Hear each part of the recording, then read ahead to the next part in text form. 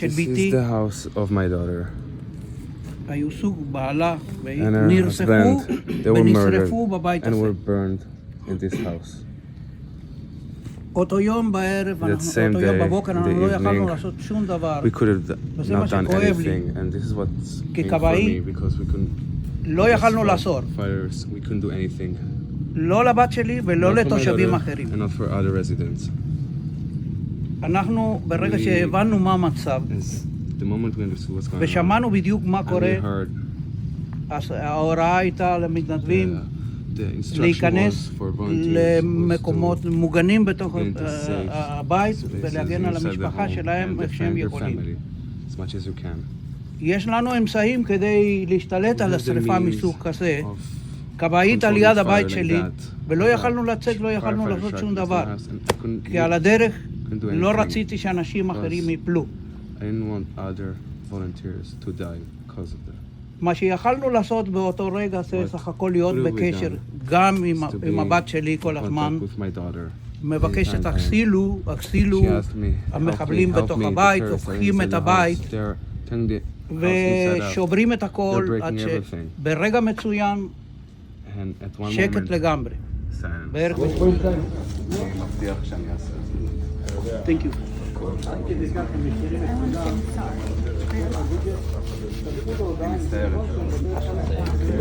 So that's a little bit of the story of a man who lost his own daughter in her home on October 7th. I'm here right now in Israel, right near the Gaza border, to try to bring you some of the reality on the ground.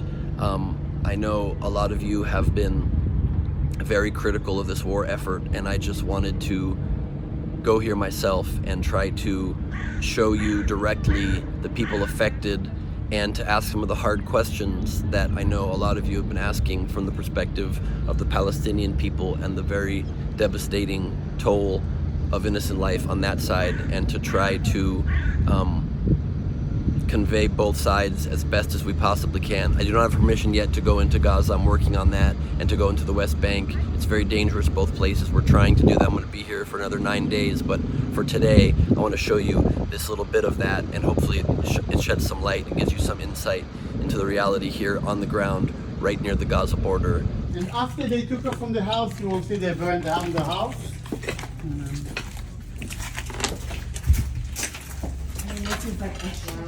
And they were just lucky.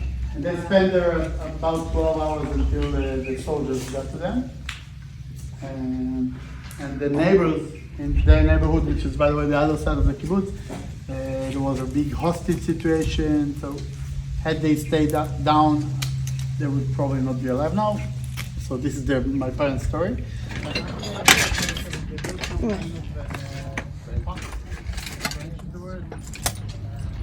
So to avoid eye contact, here is the west and north corner of the kibbutz. Here in about between 7:30, a big tractor coming from Gaza, took down the fence, came from here. This was the main entrance point of the terrorists. So now you're seeing a man named Eyal. He and his family luckily survived the attack at Kibbutz Be'eri. And I asked him some questions about what he sees as the way forward and what he sees about the way the IDF is conducting the war now. And also the first kibbutz that you saw was Kibbutz Kisufim, where the older man so tragically lost his daughter. So I didn't mention that name, so I wanted to make sure that was clear. We are now driving back to Tel Aviv from the south, right near the Gaza border. But here's a little bit more from Eyal at Kibbutz Be'eri. People in Be'eri normally, I would say, believe in coexisting and not in war. How about now? I haven't done any polls, you know. I Just guess in your I guess conversation. I guess it changed a bit, but I can speak for myself that war is not the solution to anything. I don't know, but I don't know what this is the solution to. I know that war is not a solution. Do you think peace is possible with the Palestinians? And to what degree do you hold the I general? mean- Do you think the general Gazan population, to some degree, responsible for this? Of Or course they're responsible, but you cannot live here but you can build walls, but you cannot change the neighborhood. I guess the final solution will have to be some kind of leadership on the other side and here as well, because that will do something else than war. But do you think that needs to be after the war, after Hamas is removed from power? Do you think that's possible? I don't know. I'm not lucky not to be in in office. But I don't know. People who were here and the people who planned it for me need to die. That's an easy one, but war is not necessarily that. War is a lot more. So I don't know. And I don't know what needs to be done. I do know that you need some kind of strategic plan that is not military. And we're not hearing any kind of strategic plan I don't coming know. from the government No. at all. No, I didn't hear any strategic plan. I know my opinions, but No, I'm curious your opinion. my opinion is that Bibi Netanyahu thinks only about one thing: His own power. staying future. prime minister. All are kosher for that. I don't know. He wouldn't hesitate to do anything. Yeah, I remember in the first days we were in the hotel room and most of the people from the area were there.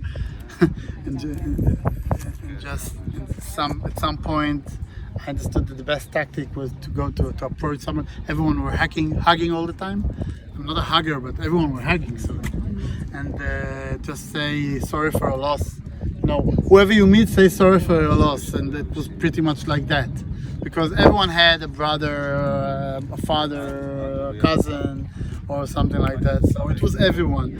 And true, some luckier like me, nothing happened to us, but it was a collective loss, you know. So, but still, there are some people that they cannot approach. For example, is one boy, he's 20.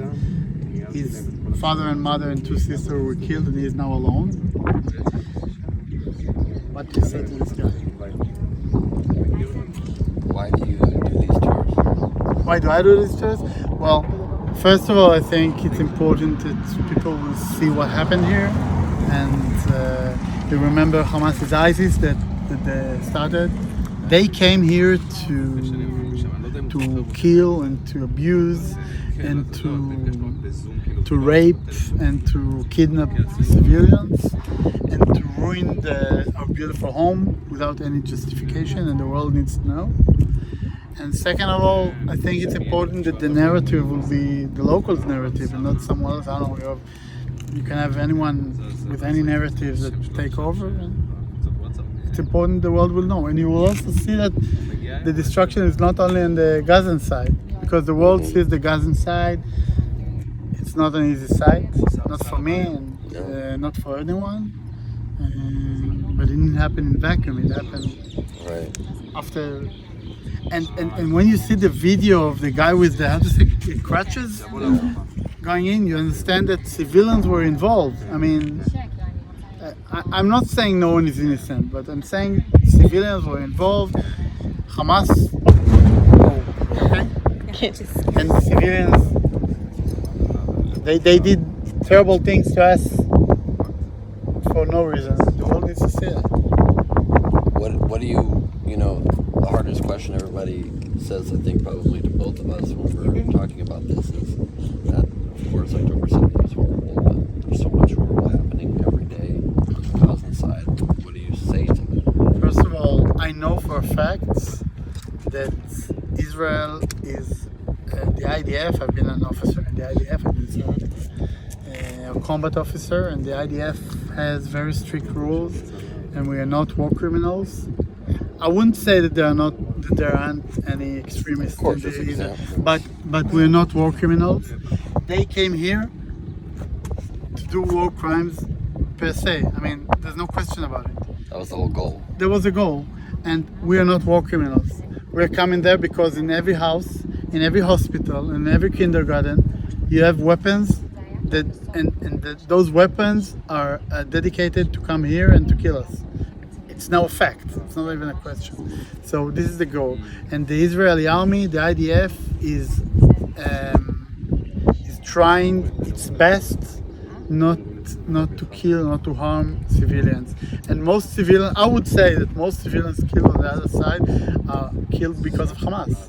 That's very clear. The Hamas holds the civilians as shields and uses their homes but now you can say it's not fair to the civilians because they don't have a choice. But I mean, that's not my problem. I mean, if you go into a kindergarten in Gaza and this kindergarten is headquarters of Hamas, what do you expect of the Israeli side?